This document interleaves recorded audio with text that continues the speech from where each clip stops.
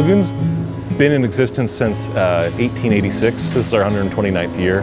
We've been in this very location since 1896. It was created by what was Utah's former governor, Bamberger.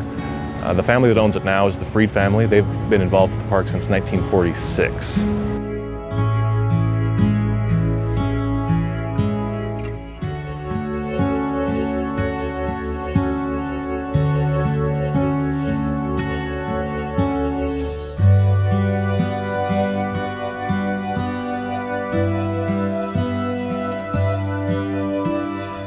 Lagoon today is a traditional American amusement park.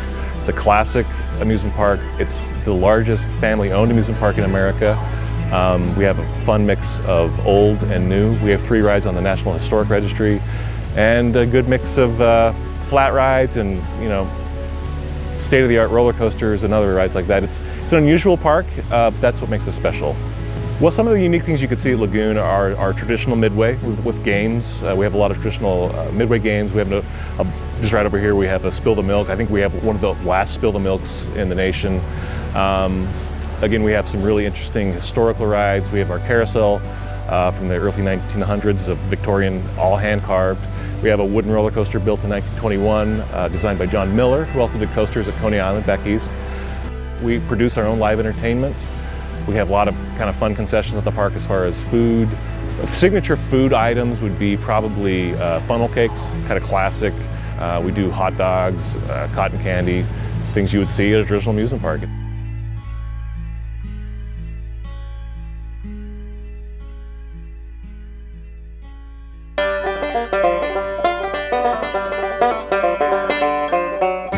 We have a living museum here at Lagoon. It's called Pioneer Village. It was purchased in its entirety back in 1974, and then it was opened in 1976.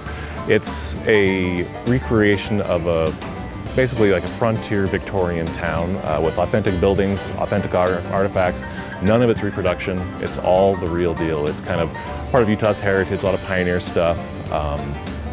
There's one section that's residential, a lot of homes, schools, church, then one part that is business, and they're actual businesses. There's a co-op up there that was actually a co-op here in Utah.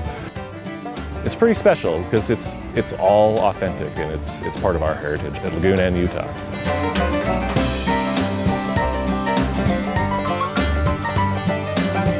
The log flume up in Pioneer Village has been there since 1970. I think it was 76 when Pioneer Village opened, but it might have been 75. But it's been there since the mid-70s. And then we expanded out a little bit to the east and included Ralston Rapids, which is our river rapid ride. Probably one of the most popular attractions on the park, especially here in the summertime. It's a big raft ride with all the, it's a hoot. Plus it looks awesome up there. It's kind of themed in an old mining village kind of thing. It's awesome.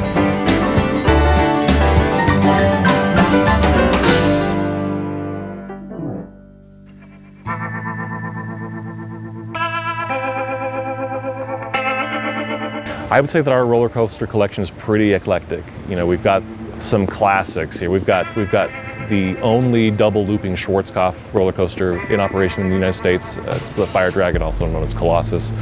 My favorite ride on the park. We also have Jetstar, another Schwarzkopf roller coaster. We've got our wooden roller coaster from 21, which is awesome.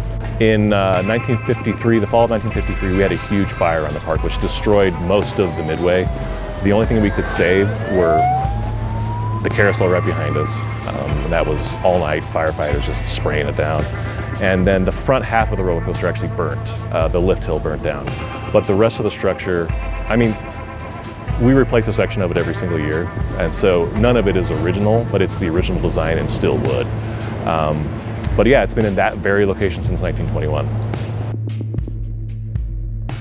Rookwood was installed in 2007. We worked with Zura from Germany on it. It was more of a collaborative effort with Zura on that one. It was a big deal for us. It was our first launch coaster. It has the LSMs, which is really cool technology. It has been since 2007 probably one of the most visited rides on the park. We're happy to have it here, for sure. 2015, it welcomes Cannibal. It's our biggest, most elaborate, most expensive attraction we've ever done. It's a 208-foot drop roller coaster. It's got a lift that takes the cars up to the very top. We've got an infinity drop, the beyond vertical, 116 degrees drop. I think there's 5 inversions that are crazy. It's super fast, it's super smooth, it's super scary. But we've had just a tremendously positive response all year long about it. You know, we were a little bit late opening it up, kind of getting things dialed in, but it was definitely worth the wait. It's been a really nice thing for us. There's lots of cool theming up there. There's a lot of rock work that we've done and a lot of landscaping, and the ride itself is sort of the feature. It's tough to miss, but yeah, it's cool. Cannibal, it's an unusual thing for an amusement park. We were basically the manufacturers of Cannibal. It was designed by a team of engineers from around the world, in Europe and here locally. 75% of the ride itself was built here in Utah. Part of that is the track, built by Intermountain Lift.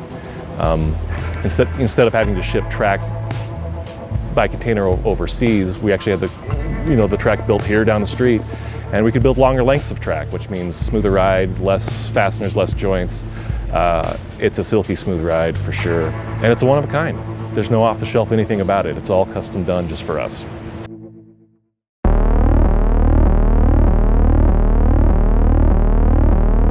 Yeah, here at Lagoon, again, traditional amusement park, we have a couple of really special dark rides.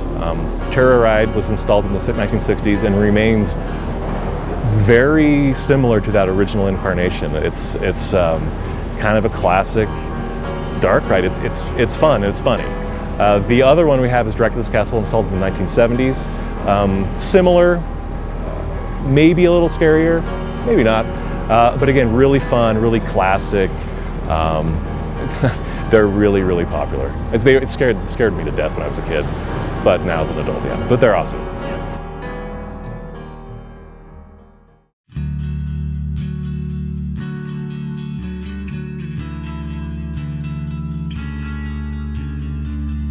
At Lagoon, being in Utah, we're ground zero for giant families, and we address that. We have one of the biggest kiddie lands in the nation.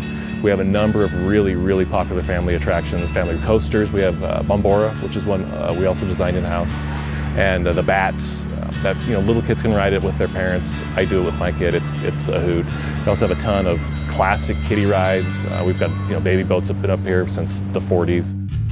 Our kiddie line's a really big deal. We see a lot of families come in early in the day, and we're happy to have that for our guests. On the perimeter of the park, there are a number of picnic terraces. We do a lot of group sales, a lot of group business where we do catering on the park. It's a big part of what we do.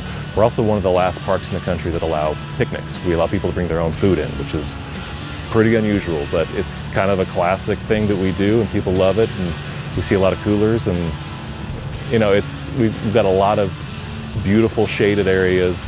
Trees here are a huge deal. We don't cut down trees, we move trees. And we have a lot of tree coverage, which is really nice.